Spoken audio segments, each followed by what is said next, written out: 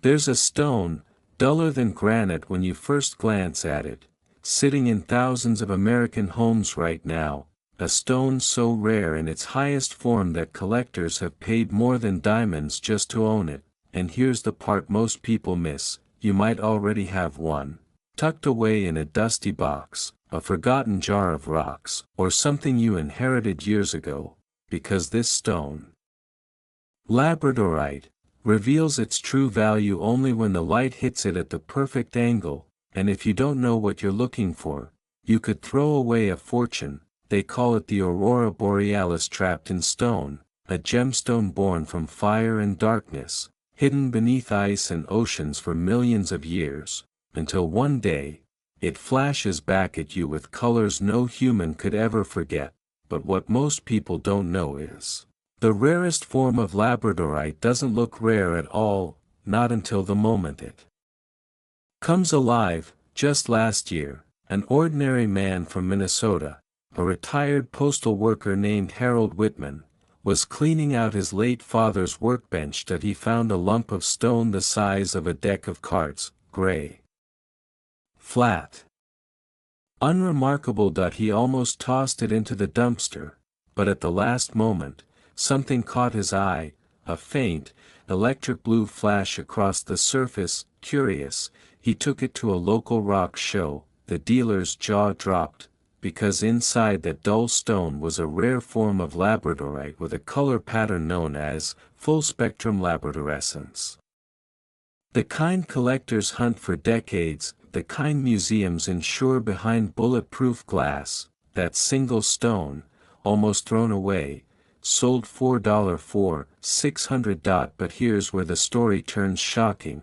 Most Americans who own rocks, minerals, or inherited items have never once checked for this stone's signature effect. Many don't even know Labradorite can be worth that much. They see gray, and they move on. The origin and mystery: Labradorite comes from volcanic regions under extreme heat and pressure, places where the earth folds and fractures in violent geological storms. Its most famous origin is Labrador, Canada, where Inuit communities believed the stone held trapped northern lights. When explorers first encountered it in the 1700s, they wrote that the colors seemed to move inside the stone as if alive.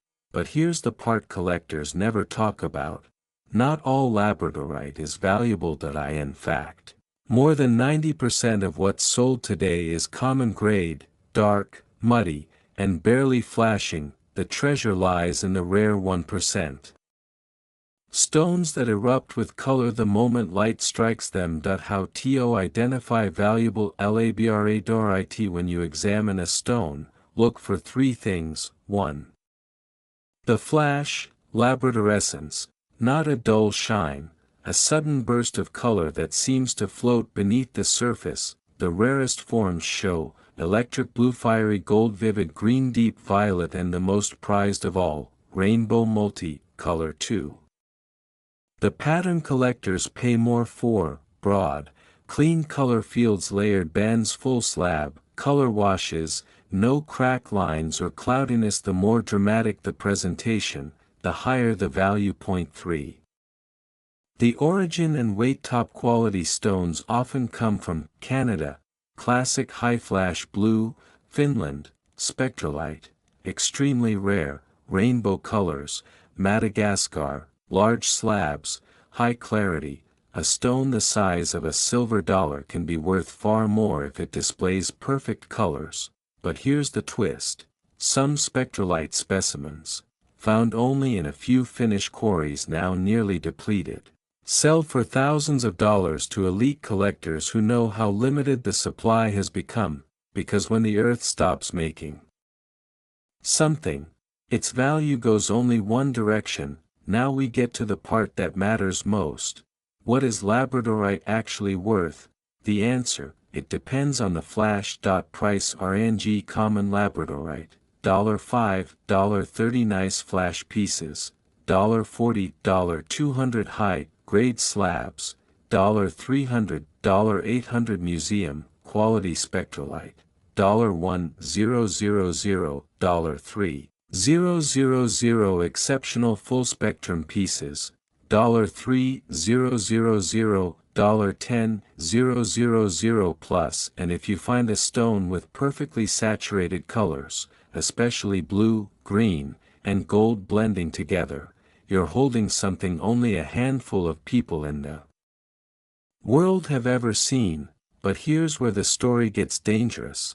Warning SIGNS: many people toss these stones because they look ordinary without light, they appear scratched or layered, they seem heavy and dull, they blend in with junk boxes of old rocks, and every year, collectors quietly scoop up these unknown stones at estate sales, garage sales, and auctions for pennies, then resell them for thousands. You should never underestimate a stone until you test it under light, because that forgotten rock in your drawer could be your financial safety net, your insurance against uncertainty, your unexpected opportunity. Just like Harold's $4,600 surprised at why collectors pay so much. Elite collectors know one thing: the earth will never make more high-flash Labradorite. Many original sources are drying up, some mines have shut down, and the finest material is hoarded in private collections.